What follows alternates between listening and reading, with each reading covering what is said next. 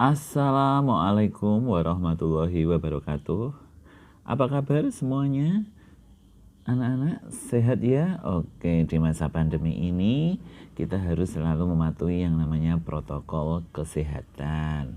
Mulai dari cuci tangan menggunakan sabun, kemudian menggunakan masker, dan juga jangan lupa social distance ya, atau menjaga jarak. Oke, untuk pertemuan kali ini kita akan bahas mengenai EPB dan KPK bentuk aljabar.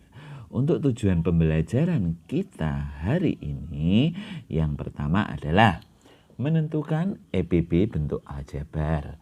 Kemudian yang kedua, menentukan KPK bentuk aljabar. Sedangkan yang ketiga ini tambahan ya, yaitu menyederhanakan bentuk aljabar.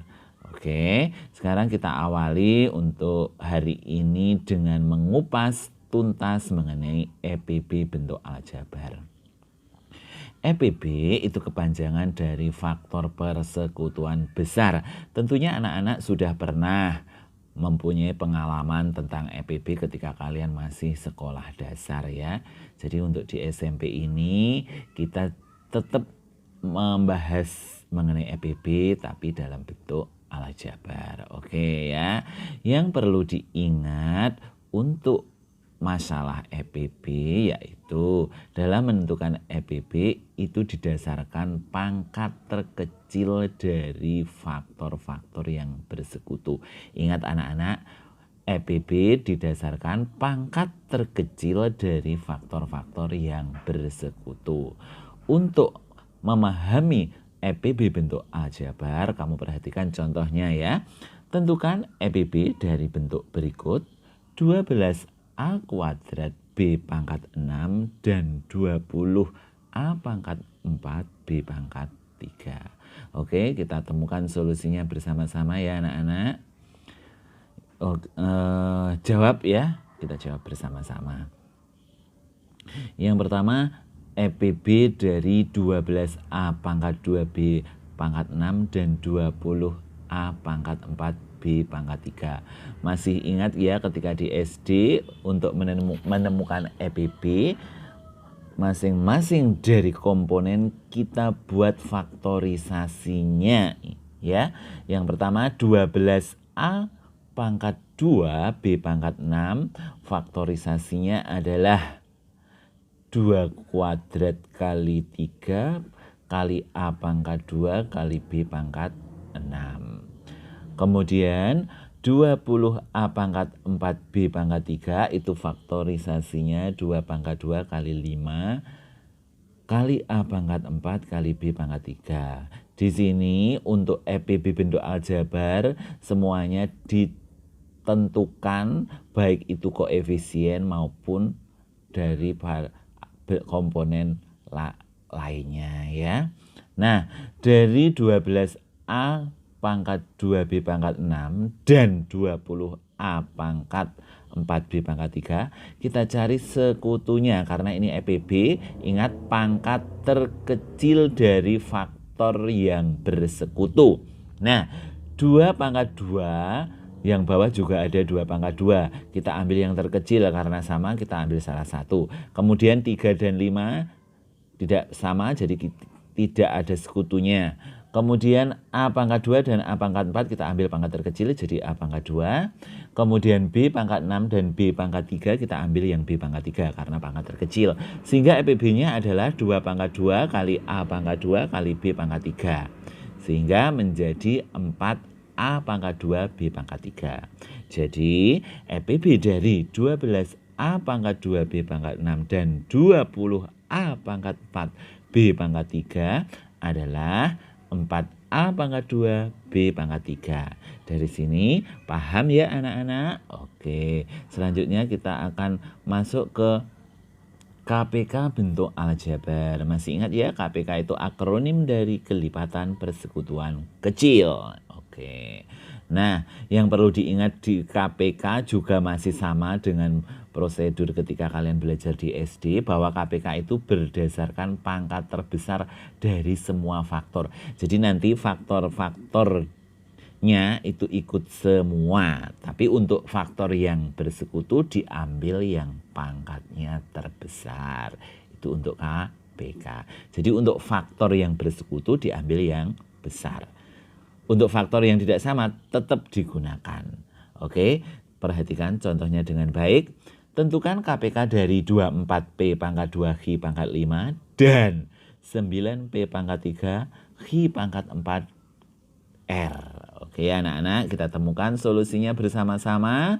Kita jawab ya. Nah, KPK dari 24P pangkat 2 Hi pangkat 5 dan 9P pangkat 3 Hi pangkat 4 R adalah sebagai berikut. Kita faktorisasi masing-masing unsur ya. 24P pangkat 2 Hi pangkat 5 itu kalau difaktorisasikan menjadi 2 pangkat 3 kali 3 P pangkat 2 kali Hi pangkat 5. Kemudian 9P pangkat 3 Hi pangkat 4 kali R itu kalau difaktorisasikan menjadi 3 pangkat 2 kali P pangkat 3 kali Hi pangkat 4 kali R. Selanjutnya kita akan temukan KPK-nya. Ingat pada KPK yang digunakan untuk yang bersekutu adalah pangkat terbesar dari semua faktor ya. Kita awali dari yang pertama. Untuk 2 pangkat 3 yang bawah tidak ada sehingga kita gunakan 2 pangkat 3. Oke. Kemudian 3 dan yang bawah ada 3 pangkat 2 yang diambil adalah 3 pangkat 2. Kemudian P pangkat 2 yang bawah P pangkat 3 diambil yang pangkat terbesar P pangkat 3. Kemudian Hi pangkat 5 yang bawah Hi pangkat 4 kita ambil yang Hi pangkat 5. Kemudian dikali R. Walaupun di atas nggak ada R tetap kita gunakan karena dari semua faktor. Sehingga diperoleh KPK-nya adalah 8 kali 9 kali P pangkat 3 kali Hi pangkat 5 kali R. Hasilnya adalah 72 P pangkat 3 Hi pangkat 5 R. Ya, jadi EPB dari 24P pangkat 2 Hi pangkat 5 dan 9P pangkat 3 Hi pangkat 4 R adalah 72P pangkat 3 Hi pangkat 5 R. Mudah bukan anak-anak? Jadi untuk KPK, untuk faktor yang bersekutu diambil pangkat terbesar. Dan untuk faktor yang tidak sama tetap dipakai dalam KPK. Oke. Next kita lanjutkan ke pokok bahasan mengenai menyederhanakan bentuk aljabar. Ya, diperhatikan dengan baik contohnya. Sederhanakan bentuk berikut. 2 contoh saja ya anak-anak. Nomor 1 5P plus 2Hi plus 3P min 7Hi min 6. Kemudian yang kedua 2X plus 3 kurung X min 5. Kita temukan solusinya bersama-sama ya anak-anak. Kita lihat bagaimana solusinya. Oke, yang pertama 5P plus 2Hi plus 3P min 7Hi min 6. Step selanjutnya harus ingat ya, pada menyederhanakan bentuk aljabar itu sebenarnya adalah mengumpulkan suku-suku sejenis. Oke, dan bentuk aljabar 5P plus 2Hi plus 3P min 7Hi min 6 ini yang sejenis sesuai dengan garis warna hijau dan biru ya, bahwa kita kelompokkan menjadi 5P itu pasangannya 3Hi plus 2Hi itu pasangannya min 7Hi dikurangi 6. Sehingga kalau dihitung menjadi 8P min 5Hi min 6. Jadi bentuk sederhana dari 5P plus 2Hi plus 3P min 7Hi min 6 adalah 8P min 5Hi min 6. Oke ya. Ingat, suku sejenis berlaku pada bentuk sederhana ya.